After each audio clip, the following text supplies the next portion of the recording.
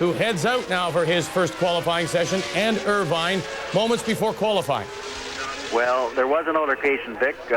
Right near the end of the practice session this morning, Jacques was on a quick lap, and he came upon Eddie Irvine's slow Ferrari. When they came into the pits, Jacques leapt out of his Williams and ran over to Irvine and shouted an obscenity in Eddie Irvine's helmet. Can't repeat it on television. But Jacques was incensed. He said, that's the fourth time in the last 2 days that Irvine has tried to block me. He's playing stupid psychological games, and Jacques said that Michael wants a clean race. Why doesn't Irvine play that game? So here's Jacques now trying to get a quick lap. All right, we'll, as we've said before, the idea is to find your spot, pick your spot, try to get some open space, and then go. But if, in fact, that's the case, if Villeneuve believes that Irvine is playing this head game with him, it would seem that Irvine is getting to Jacques Villeneuve. You're exactly right, Vic, and that's unfortunate. Jacques should try to stay above all this. He has been fairly calm and laughing and joking the last couple of days, but unquestionably the pressure is there. He feels it. And this is one area where this is new to Jacques, being on the verge of a world championship. Michael Schumacher's been through it all before, and that could be an important factor in their private battle. Well, we go back to the start of the season, Jerry, when everyone believed he was the heir apparent. He was moving up into the #1 seat left by Damon Hill. This was supposed to be Villeneuve's championship. If Michael Schumacher should win it, they'll say, well, he's done very well. If Villeneuve doesn't, they'll say he has lost it. All right, now here's the hot lap, the first one for Jacques Villeneuve. His teammate, Heinz-Harald Frentzen, at 122.02. Into the first curve. A second, a right-hand sweeper. Now they'll come up towards what they call the Expo 92, the Michelin bend. Now they go into a left-hander at about 195. A short straight down to a right-hander, fifth gear at about 185. This is the Cito Ponce. Now this is one of the few places, Jerry, they might be able to pass. Yes, they can. They're at a top speed here of about 200 and nearly 300 kilometers an hour. And Jacques has already chopped a bit away from Frentzen's time on the first intermediate section, and he's still flat to the floor. Look at his hands work at that wheel. He's pushing hard, no question. Now a right-hand sweeper through Palugi, looking back now, using all the curbing, right on the ragged edge early, and he's quicker than Frentzen through the intermediate, trying to beat 122.02. Jacques Villeneuve. Half a second quicker there. Through the Ducados, the hairpin. Now looking for the start-finish line. 122.02. Jacques Villeneuve has the pole by 9/10. That's a huge margin, Vic, but it's very early in the day. Coulthard, in fact, has just posted a time half a second less than Jacques. Frentzen is third, Panny's fourth, Vinny's fifth, Eddie Irvine is sixth. But the action now will become hot and heavy because obviously the track is in prime working order and everybody will be out there. Well, what a wonderful run, though, by Villeneuve. He was third in the free practice yesterday, Jerry. He said very happy with the car because he believed, and as practice has shown throughout the season, he has not been very quick early. He usually builds up speed, but he was quick right from the gun yesterday. Yes, he was pushing hard, even though he was using most of that time to set up the car for both qualifying and the race. But the McLarens have been quick. In fact, this morning in practice, Coulthard and Hakkinen were quickest. And now here's David Coulthard on a quick lap. It could be a McLaren race too, because they've certainly come on strong and late in the season. Have one of the most powerful engines. I guess David is just on his warm-up lap because he's a bit off the pace here. 5 back. David Coulthard, who has won twice this year in Australia and Italy. Really, though, you might want him back a little bit as he pulls into pit lane, and he will now give up his chance at a hot lap.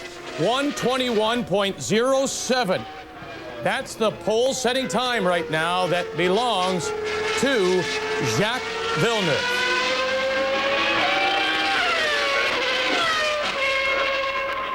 Eddie Irvine on track. The Ferrari is out. Yes, he'll probably doing a reconnaissance mission for Michael Schumacher. Eddie will, reporting in on track conditions, and Michael will be listening in on the radio and using Eddie as a guinea pig, which has happened a lot this season. That's Eddie's role in life. There's Michael out there, too. So maybe Eddie's running interference from, although their enemy Jacques is in the pit at the moment. So Michael Schumacher knows what he has to do. The time is 1:21.07. It belongs to Villeneuve. And everybody wondering, of course, Jerry, what would happen if, in fact, these two, the main rivals for the championship, would be on the front row. There have been warnings from Max Mosley, from Bernie Ecclestone, the grand bosses, as it were, of Formula One racing, to say, look, boys, we want this to be clean. And Schumacher, sitting at 121 and change, he'll obviously try again. Yes, having the two protagonists on the front row would be ideal from the fans' point of view. In fact, both of those guys have said, yes, let's settle it fairly, let's both be on the front row. But Jerez is a very tight little circuit. Doesn't go very far in any one direction before it changes direction. But cramped quarters, and even if the guys' best intentions are to avoid each other, close contact is inevitable here because of the tight and narrow circuit. Jacques Villeneuve has the early pole. We still have some 40 minutes of qualifying remaining here on TSN. Jerry Donaldson, for those of viewers joining us for the first time, explain qualifying. They're limited, aren't they? 12 laps per car, Vic.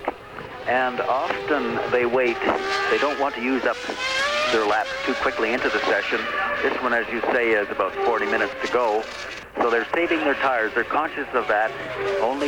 Their tires will only good for 1 or 2 quick laps, and this Jerez track surface is quite abrasive and wears tires out, and they have to race with the same tires that they qualify in. So it's a bit of a juggling act when it comes to tires. My goodness, Eddie Irvine is 2/10 slower. This is a replay of Olivier Panis, who slid off into the gravel trap. Everybody's pushing really hard. Last race of the season.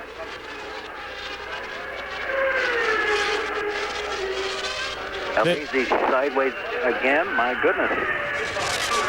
Now, this is supposedly a circuit, as we've seen. There's not a lot of places to overtake. It is tight. It is twisty. They say it's very hard on brakes. And they say that downforce is a key here because of all the bends. Yes, there aren't many really quick bends. But in spite of all the criticism we're giving the track, the drivers rather like it. They can get a rhythm going. They're very busy on every lap, and the swerves and swoops are so arranged that it's satisfying for a driver to work on, and you won't find a driver criticizing it from that point of view. However, from racing point of view, it's extremely difficult because it's so narrow. 13 corners, 4.428 kilometers in length. Villeneuve on the pole presently, 4/10 ahead of David Coulthard, Eddie Irvine, Michael Schumacher. It's an all-Ferrari second row. Originally built in 1985, Jerry, this track at Jerez has hosted mostly Formula One bike racing. Yes, it's not very many Grand Prix races on it, but as you referred to earlier, the last time we were here was 1994, and Michael Schumacher just dominated that whole weekend. He was in a Benetton then, and that was Benetton's prime seasons, 94 and 95. This has not been a Ferrari season, technically. They're supposed to be off the pace, but in spite of that, thanks mainly to Michael Schumacher, they've done extremely well. Ferrari of Eddie Irvine back into the garage. His best start so far this year was third in Japan, and he presently sits third on the grid. He's been third 4 different times. San Marino, Montreal, France, and Japan. Eddie Irvine, and he could be a big player before this championship is decided. For Canadian fans, of course, the interest is in Jacques Villeneuve, but in Italy there has never been so so much interest for many, many years. In fact, 18 of them. Italians have been waiting for a world champion in a Ferrari, and so this is their weekend as well as is for Villeneuve fans. Heinz-Harald Frentzen, who had the early pole. He's been on the pole once this year at Monaco. He's won once. That was San Marino. He's really come on strong, though, hasn't he, Jerry? I mean, he'll be looking to finish on the podium for a 6th straight time. Yes, he's had an excellent latter half of this season. It took him that long to get accustomed to the Williams team, accustomed to the car. He says he's still got a fair way to go in those departments. But he's proven to be reliable, and he made a major contribution to that World Constructors Championship that, as you say, Williams clinched in Japan 2 weeks ago. So Frentzen has been a good, steady runner, and he can be quick, too. And it looks like he's on a quick lap at the moment. He is. This is his hot lap, Heinz-Harald Frentzen. You saw him get by the slower Stewart car as he goes through the Citeaux Ponts. And now they'll air it out upwards of 295 kilometers, and they'll break from 6th gear down to 2nd through what they call dry sack. And now a sweeping left-hander. Once again, it's up to 5th gear, upwards of 260, 270 kilometers per hour. This sweeping left. Now braking and gearing down to 3rd. And the G-forces here are very big, aren't they? They're upwards of 2.5, 3 times body force. A lot of pressure on the drivers in every lap here, Becky. Their G-forces, they're extremely busy with the brake pedal, with the gear shift levers on the steering wheel. They're pulling them all. They're hardly ever off them, really, changing gear all the time, pointing the car in a different direction every few meters. And Heinz-Harald has done that fairly well. No, he hasn't. He's still 3rd behind Villeneuve and Coulthard, but he's ahead of Irvine, which is important for the Williams team. Puts them a little further back. Were the Ferrari team a little upset, a little worried after the practice yesterday, considering that Schumacher was 9th and Irvine was 12th? No, they were fairly calm, cool, and collected about it. The team manager, Jean Todt, is very methodical about the way he goes about it all. And, of course, their technical director, Ross Braun, who Michael Schumacher really brought over from the Benetton team, where Braun had helped him win 2 championships. He's the technical director, Ross Braun, and he's a very calm, cool, and collected guy, a methodical, scientific mind, and he's played a large part in Ferrari's resurgence, as well as Michael Schumacher. We saw Frank Williams there, and then right beside him, you also saw a spare car, the backup car. From what I've read, because of this event, that Williams has in fact brought spare cars for both their drivers, Villeneuve and Frentzen. Yes, that's right, Vic. The emphasis on the spare is for Jacques, of course. The whole focus of the team is behind Jacques this weekend. Also, with Frank, Ralph Schumacher again. That's his umpteenth spin this season. Oh, and he's buried it.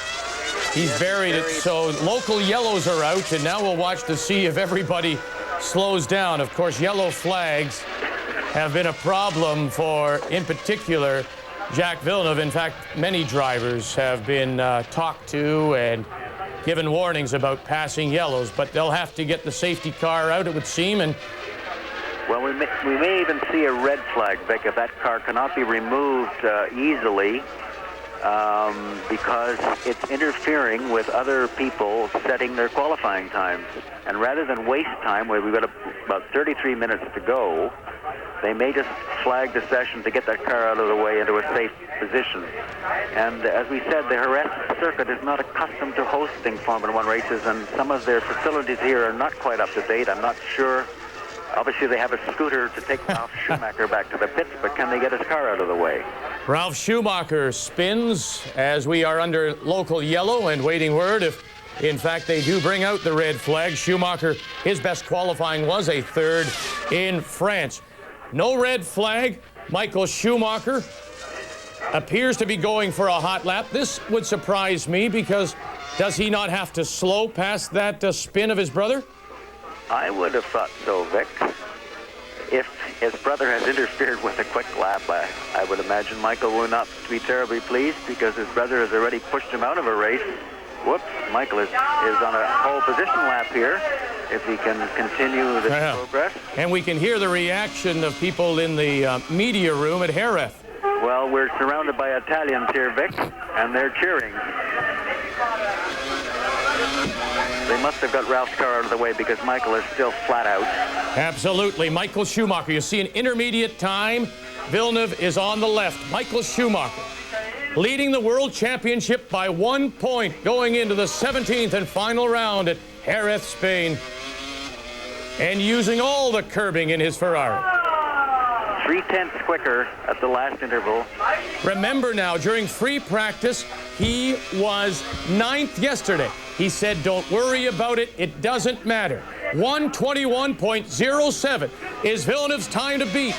A little bit of understeer. 1:21.07. Michael Schumacher.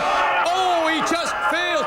It's exactly the same. Exactly the same time. Jerry Donaldson, how many times have you seen that? Never to my recollection, Vic. They time this sport to the 1,000th of a second. Absolutely the same time. They have to bring it further than that because these guys are dead equal. It's unbelievable. And the disappointment, of course, in the Ferrari garage because it goes, the times, if they're equal, it goes to the person who has, in fact, said it first. Am I right? Yes, that would be it if it came down to that, Vic. But we must remember their session is only half over. And Jacques Villeneuve has only used up 3 laps. Michael Schumacher has used 6 laps. So they've got lots of time left, lots of tires left.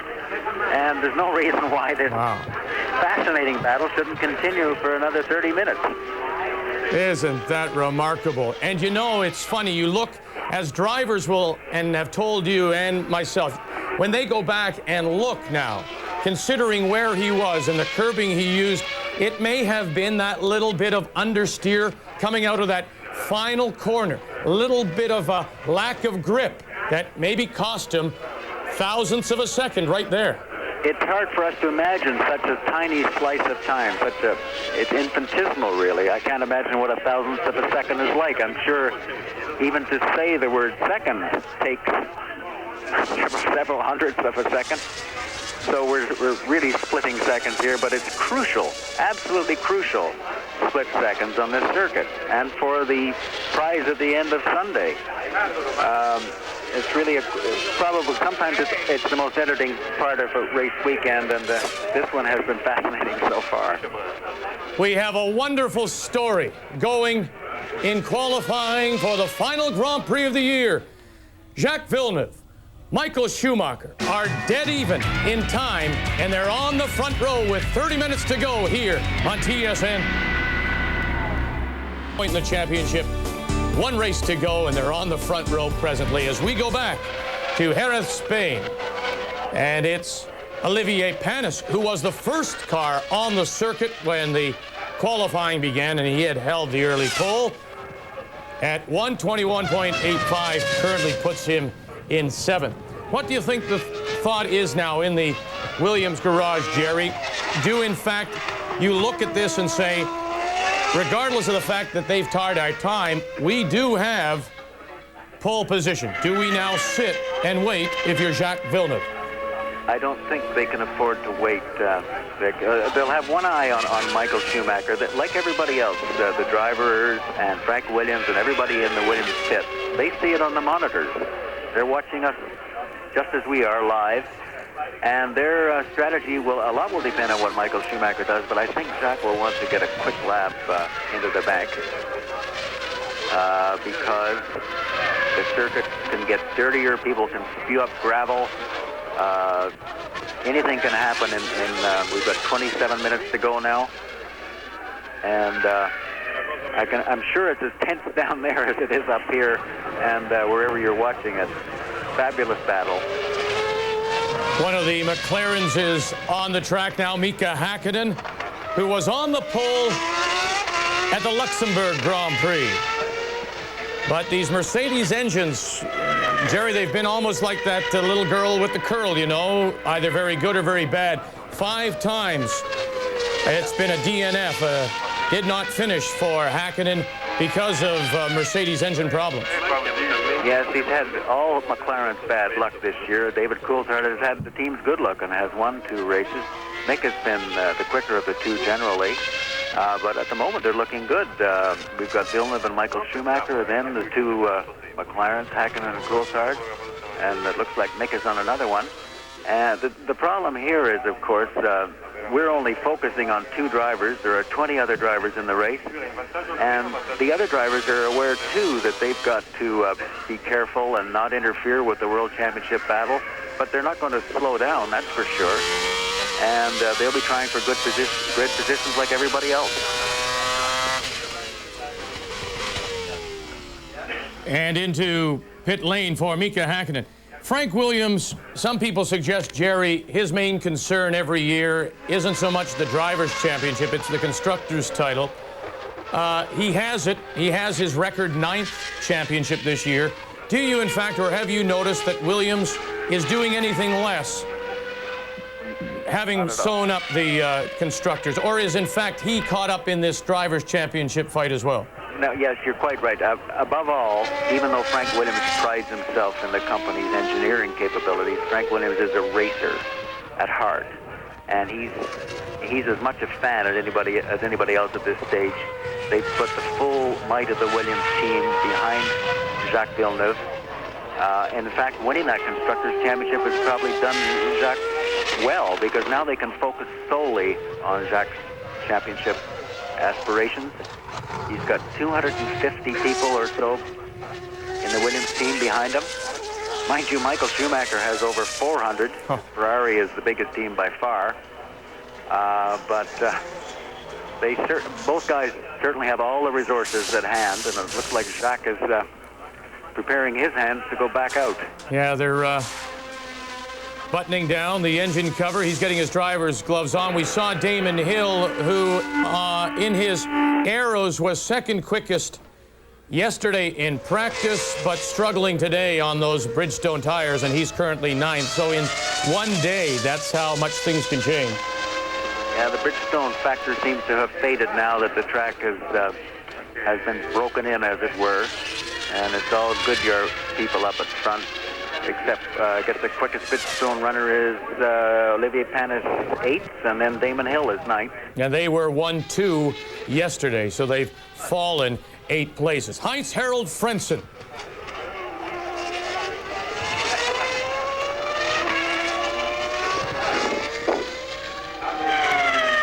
Do you think, in fact, the thought is, if there is teamwork going on here, the idea of trying to put some space between the Ferraris, if Villeneuve can hold on to the pole, Jerry, does he want Frentzen close by? He certainly does, Vic, and he'll be very happy with Heinz-Harald's split time there. He was only 3 one-thousandths of a second slower, but Heinz-Harald may be quicker than that, and should he be in pole, that'll present an interesting situation at the start of the race.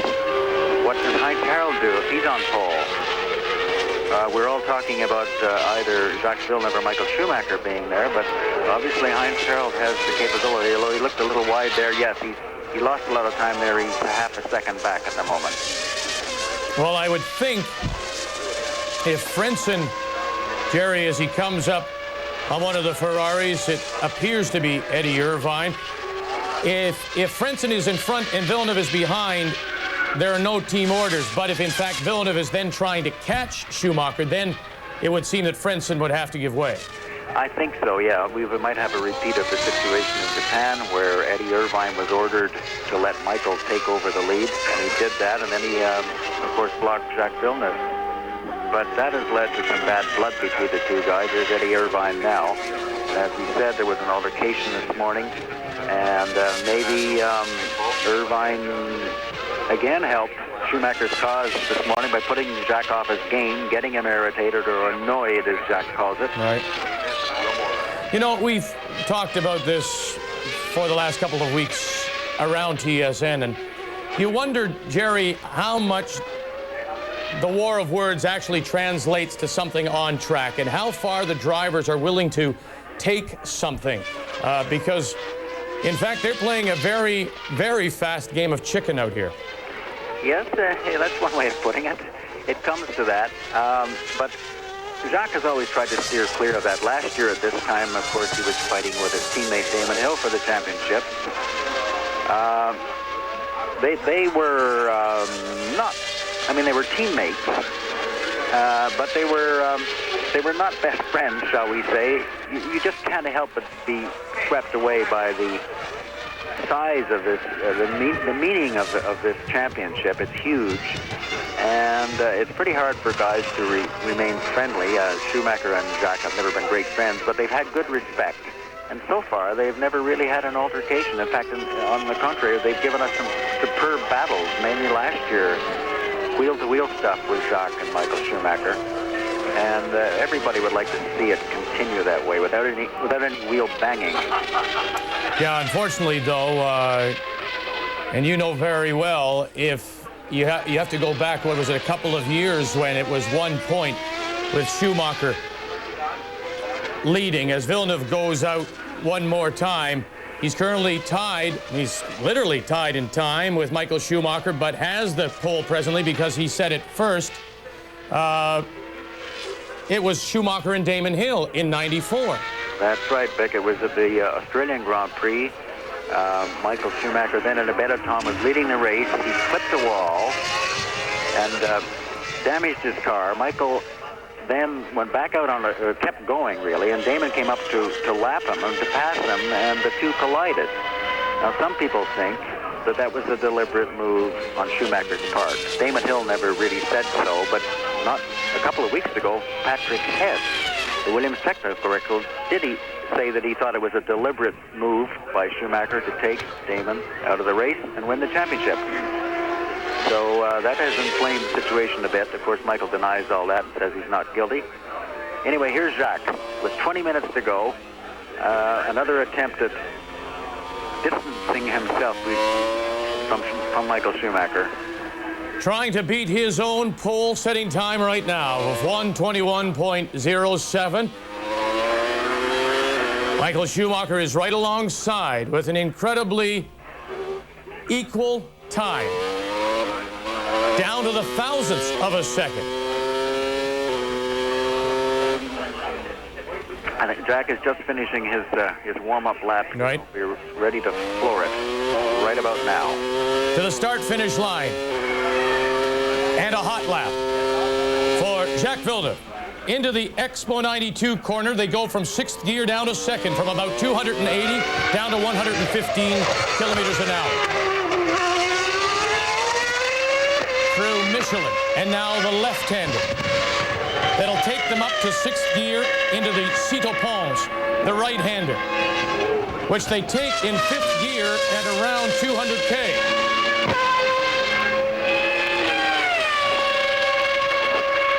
Down to the dry sack corner, the right-hander, from 6th gear down to 2nd. Jacques has set the highest top speed there at 296.7 kilometers per hour, so he's obviously flat out. Through the sweeping left-hander, Ariel Mietto. The right-hander, Luigi, in 3rd gear. G-force around 3 times. Off the curb. Will that have cost him time? Yes, a little bit. He's slower than his pole time. Gets a little drift going there. Looks a lot like his dad throwing the car around.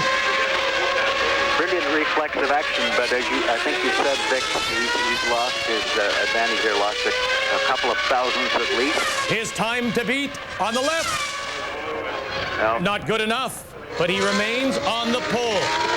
31 hundredths slower.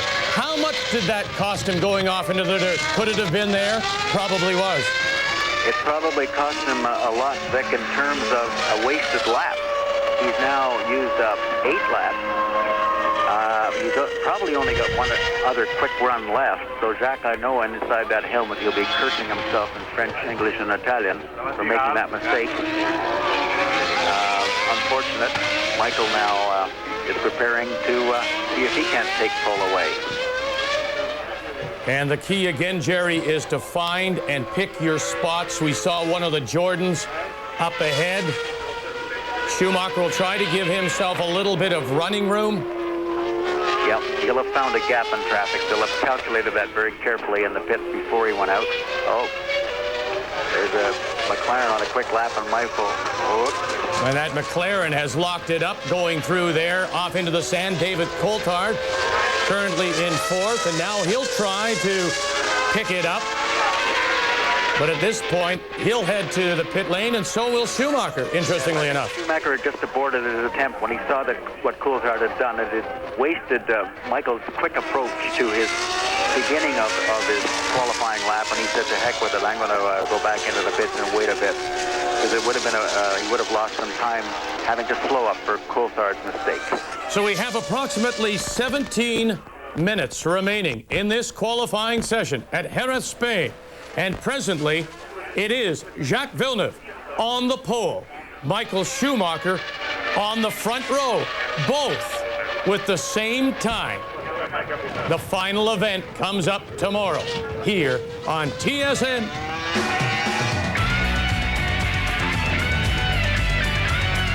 The points, 13 of the 16 races so far, and by virtue of that, that's why Schumacher, and of course the suspension of the 2 points, that into account. But it has been the more consistent year for Schumacher, and that's why he leads by 1. Yes, there's that aspect of it, but when Jacques has been off form, and he has had some bad weekends, as he calls them, it's given an opportunity for Michael to shine. And in some of Michael's races, we must remember that his Ferrari has not been the best car on. Some of Michael's races have been the best of his career. So he fully deserves to be 1 point ahead in the championship at the moment. Gerhard Berger, while we were away at break, set an intermediate time that would have put him on pole, but then he lost a lot, and he's only 7th. But this, we must remember, is Gerhard's last qualifying session because he's retiring from Formula One. And here he is at another quick attempt. Yeah, he hasn't closed the door on returning, though, has he? He's left it open. Yeah, that's quite right, Vic. He said that it might be a return to the future, but those close to him think that he's just having trouble letting go. After 14 seasons, this will be his 210th Grand Prix. He's never done anything else with his life for so long that he has trouble imagining what he will do. But he says he's tired of it all. He wants to get back to his family. But he's obviously not going to go out with a whimper. He's pushing hard. His 7th in qualifying is very good. And Mika Häkkinen is... You betcha. Mika Häkkinen was 2/10 under the time of Villeneuve at the intermediate. As we said earlier, Vic, the McLarens have come on strong. Most people think their Mercedes-Benz engine is the most powerful in Formula One. And on this tight little circuit, those short bursts of power between corners, the Mercedes lost a bit of time there, but he's still very close to pole. 400ths under Villeneuve at that intermediate. Now coming up on a Ferrari which ducks into the pit lane. Mika Häkkinen will look down the start-finish straight. Mika Häkkinen trying to beat 121.07. Won't do it. Jacques Villeneuve continues to sit on pole. And Jacques is watching like us. It's very hard to string a completely perfect quick lap together, and all these guys are aware of it. The focus of the whole world now is on these monitors, just like we are. They're all watching this. And we've got about 12 minutes to go, with probably one quick one left apiece to come from Jacques Villeneuve and Michael Schumacher. Now, who will make the first move, do you think? It's a bit of a chess game, isn't it, Vic? Who will? Who will show their hand? Do you want to be the chaser or the chasee? Do you want to be the person to catch? Do you want to get out there, set the time, and say, all right, come and get me? Well, we're talking thousandths of a second here, but when you look at the overall picture, you see Michael Schumacher with that 1 point lead. And that's a tiny amount, too, but it's a mountain as well. He's got the lead in the championship and is in a bit of a commanding position because of that. even though it's a slim one. Heinz-Harald Frentzen, currently in 6th. Interestingly, he and Irvine are back there together. The two teammates who might play a spoiling role in this race so far separated from the front row by 2 McLaren. Isn't that ironic? You have the two drivers involved in the championship presently on the front row, and then you have the 2 drivers' teammates who possibly could interfere, be a big story, as we say, and they are presently together on the 3rd row.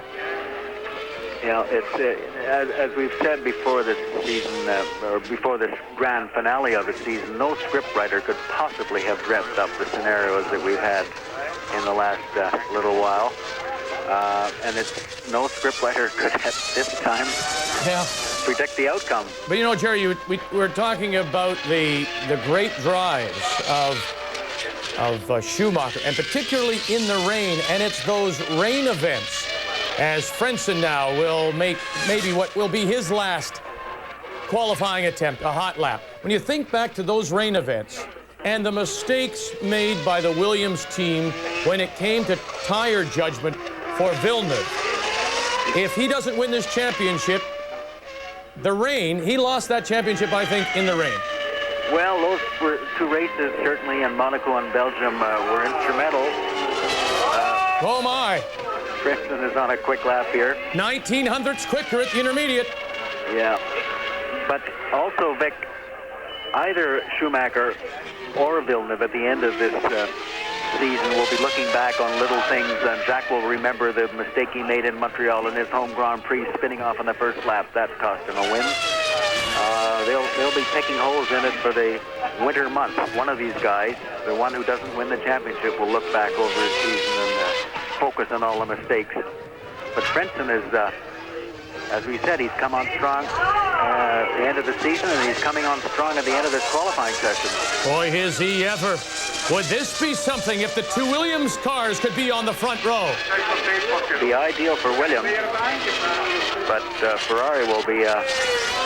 Watch the time, 121.07. Heinz-Harald Frentzen. No! Oh, my! Oh, my!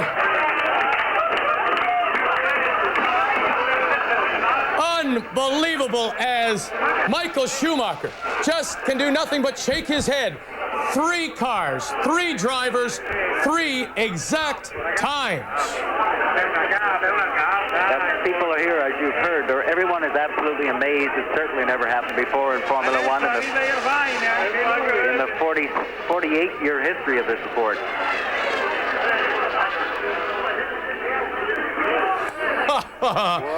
Oh, and we have a spin. One of the Bernardis has spun. Yukio Katayama in his final Formula One qualifying session as well. And quickly he refires it. He kept it going so they don't have to bring out any kind of safety vehicle. So that should keep the qualifying session going. Under 10 minutes now. Jacques Villeneuve continues to sit on pole. Right beside him, Michael Schumacher. Right behind him, his teammate Heinz-Harald Frentzen in the 2nd Williams. 3 cars, 3 same times. And as we spoke and we've been watching Frentzen, Damon Hill has sneaked up into 4th place, Vic.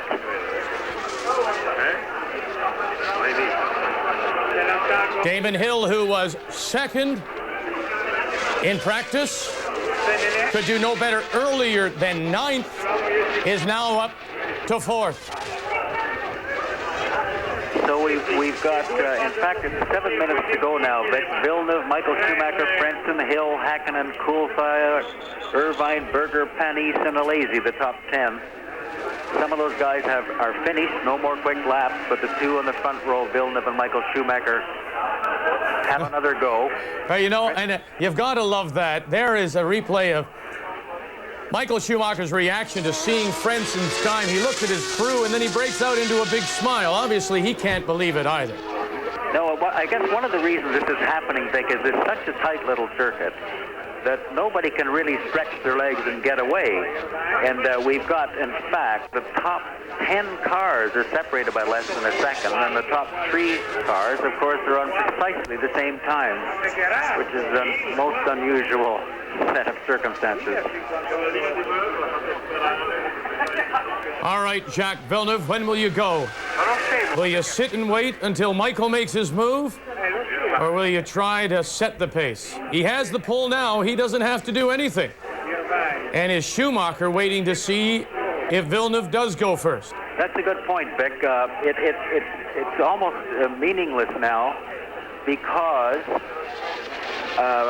they've all got the same time, and it's not going to change their positions much unless Michael Schumacher can do a quicker time and get on pole. The positions are assured, and it's such a short run up to the first corner in the race that it may be kind of anticlimactic if there is a change in the top 3 cars. So do you think that Jacques Villeneuve will sit now and just wait? No, yes, I think he'll do that, but it must be unnerving for those 2 guys sitting there. I mean, they so much riding on this qualifying session, and here they are on exactly equal time. And Frentzen, of course, is in the same category. When do they go out, and can they remain focused enough to put everything they have into one more quick lap? They've got to try to clear their minds. Jacques has spoken eloquently about the act of setting a quick qualifying lap. He loves it because it's the one time during a race weekend when you throw absolutely everything you've got into the driving act. And it's just a one-off performance at speeds you would never contemplate in a race. No, in fact, we see that all the time, don't we? I mean, this is a qualifying session. You go out with limited fuel. You want that car to be as light, and you really want it to fly, literally. Your strategy, though, changes altogether when race time comes along. Yes, depending on your fuel load, your tire choice, the number of pit stops and all that, that dictates the time that the speed you'll be running at. But here, only your skill, bravery, and your mechanical accompaniments dictate how quickly you go in qualifying.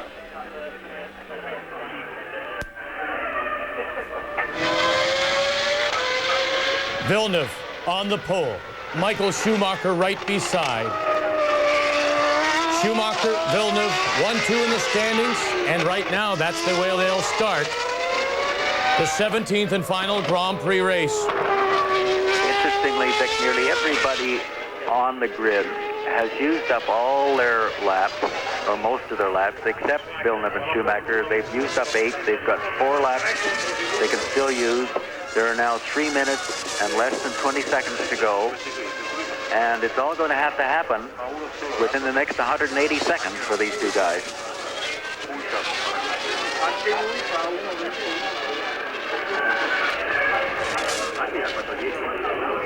Dave Coulthard. One last time, and he at times has looked very good. He was up to 3rd spot earlier. Yes, David has had several poor races recently, and he's got something to prove here, although he's staying with the McLaren team. Mika Häkkinen has been a little quicker, and David is on a quick lap again. David has something to prove. He's done some spinning lately and not finished some races, and doesn't like being second quickest to his teammate Mika Häkkinen. Maybe trying to prove something here.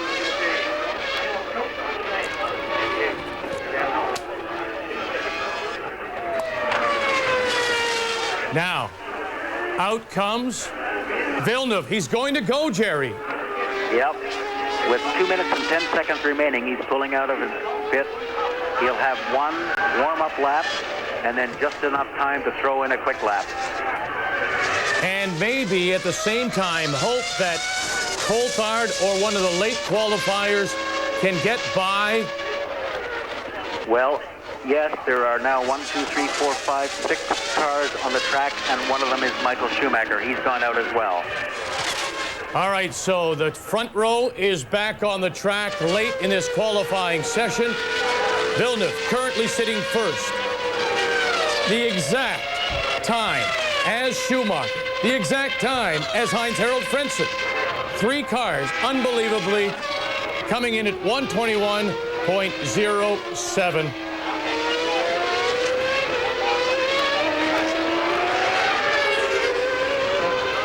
As we speak, Vic, there's just 1 minute and 10 seconds to go in this most important qualifying session of the season.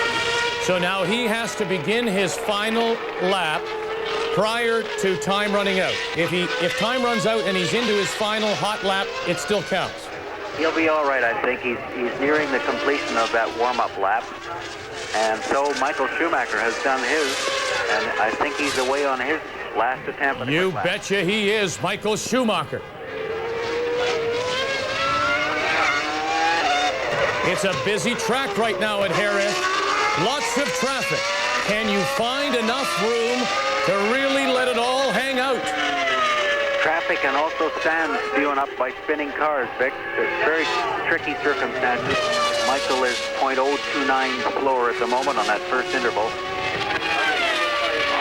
And I wonder if there'll come a point, if he knows that he's not doing it, that he'll just back off and say that's enough. He may do, but he's got nothing to lose, really, as long as he doesn't damage his car. I think he'll go for it the whole way. Coming up to the second intermediate time. Michael Schumacher currently sitting on the front row in the number 2 position with Jacques Villeneuve. Time has run out. This will be the final laps in qualifying. Michael was .151 slower at that last intermediate section, so it doesn't look like he's going to better his time here, Vic. Look down. Start-finish line, 121.07. No. And he will not. 4/10 off the pace. Here comes Jacques. Now Jacques Villeneuve. He has the pole presently, but can he send a message now? 121.07. He will not do it either.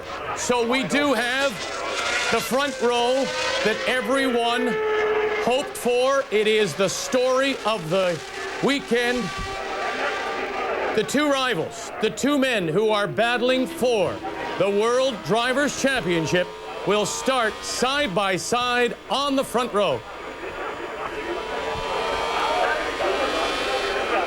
It's a remarkable story, Jerry Donaldson, and the fact that you had 3 cars all with the same time. Well, yes, we've got a showdown in Spain set for tomorrow for sure, but we also have this remarkable, I guess you'd have to call it a coincidence, that these 3 cars have identical times, and they're being timed to 1,000th of a second, 1 minute, 21.072 seconds, set by 3 different cars. I don't know what the mathematical probabilities of that happening are, but I'm sure they're very slim. And there it appears, I'm assuming that Schumacher has probably run out of fuel, and that's how closely they calculate these qualifying laps, Jerry. It's a great example of this. They put in what they believe is absolute minimum to keep the car as light as possible. I'm sure that's what happened, Vic. It's all calculated, calibrated to, because a liter of fuel is worth, I don't know how much, but the team engineers can tell you precisely that a liter of fuel is worth so many tenths of a second on each circuit. And so they will have put just enough in Michael's car to get him around a lap, but not to complete a return lap by the look of it. One of the people in the background in the Williams pit this morning is Nigel Mansell, former world champion with Williams, returning to wish everybody luck. And much speculation about Mansell, his possible return to the kart circuit in North America, and a possible return with Pat Patrick. Michael Schumacher acknowledges the crowd at Jerez, Spain. He's the current world driving leader by 1 point.